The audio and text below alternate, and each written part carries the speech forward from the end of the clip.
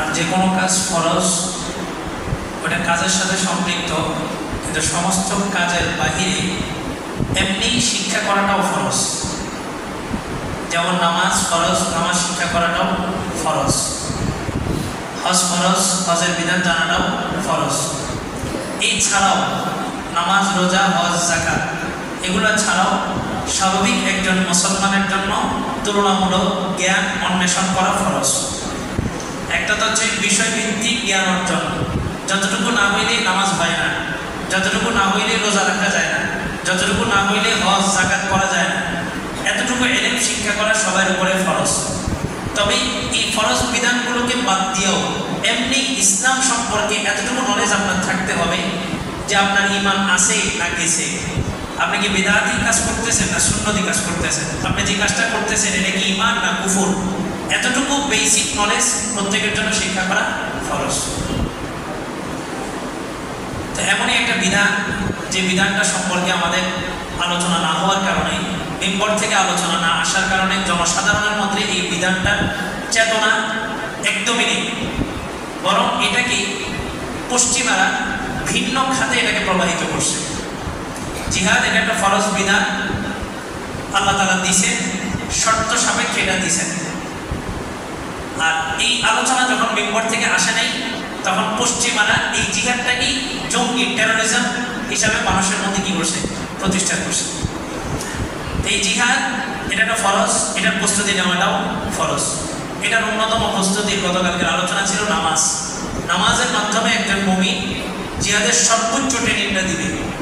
আপনি দেখবেন নামাজের যখন প্রকৃত নামাজ, আল্লাহ রাসূল যেভাবে নামাজ পড়ছেন ওভাবে যদি আপনি নামাজ পড়তে যান তো 2 রাকাত আপনার পুরো শরীরের শ্রম সব শেষ করে দেবে, যদি আল্লাহ রাসূলের মতো নামাজ পড়তে চান।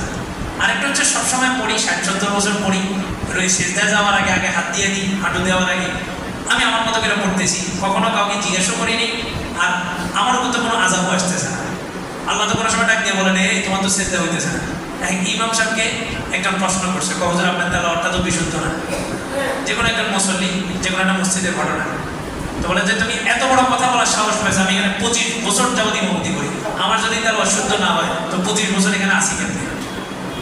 তা আমাদের কনসেপ্ট হয়ে গেছে এমন, আমি 40 বছর ধরে নামাজ পড়তেছি, নামাজ যদি শুদ্ধ না হয় এতদিনে তো আল্লাহর আযাব আসার কথা ছিল, আসা নেই কেন? তার মানে আমার নামাজটাই কি আছে? যেটা বলতেছিলাম যে রাসূল যেভাবে নামাজ পড়ছেন ওইভাবে যদি আপনি 2 রাকাত নামাজ পড়তে যান তা আপনি বুঝবেন যে আসলে নামাজটা জিহাদের সর্বোচ্চ ট্রেনিং।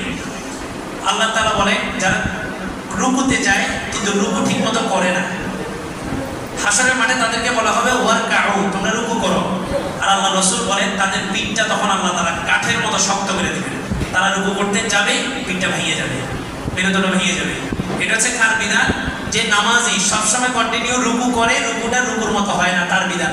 আর যে লোকটা নামাজ পড়ে না তার কি অবস্থা হবে চিন্তা করেন।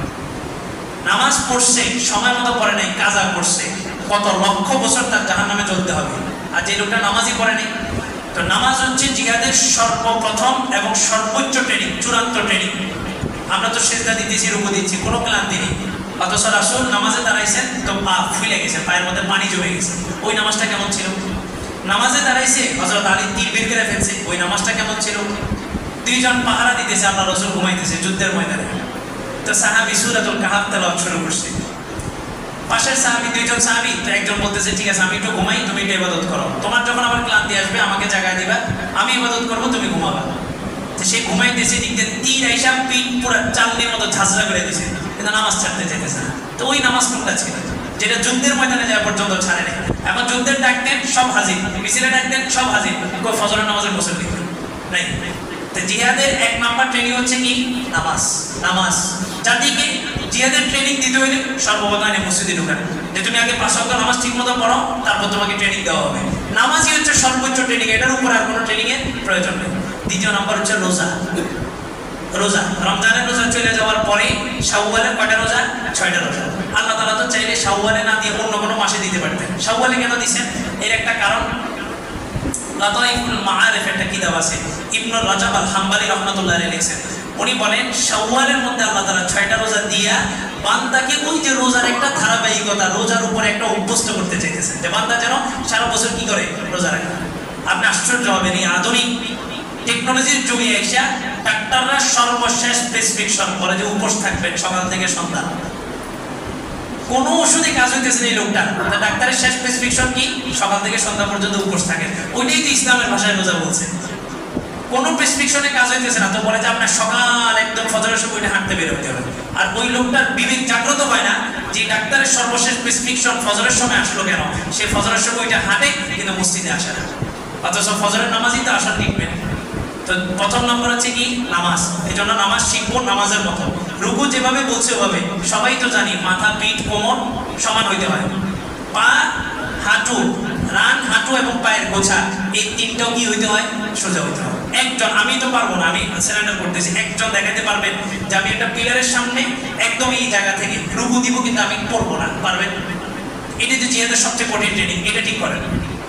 কিতাবের মধ্যে আসছে এটা সোজা করতে মিনিমাম 6 মাস সময় লাগবে, ধৈর্যই একদিন হবে না।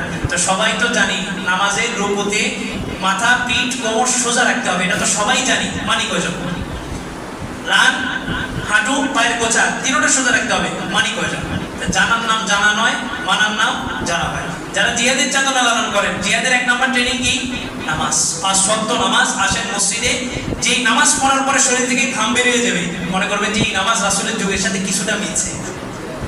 আল্লাহ তাআলা সবাইকে কথাগুলো বুঝার আমল করার তৌফিক দান করুন।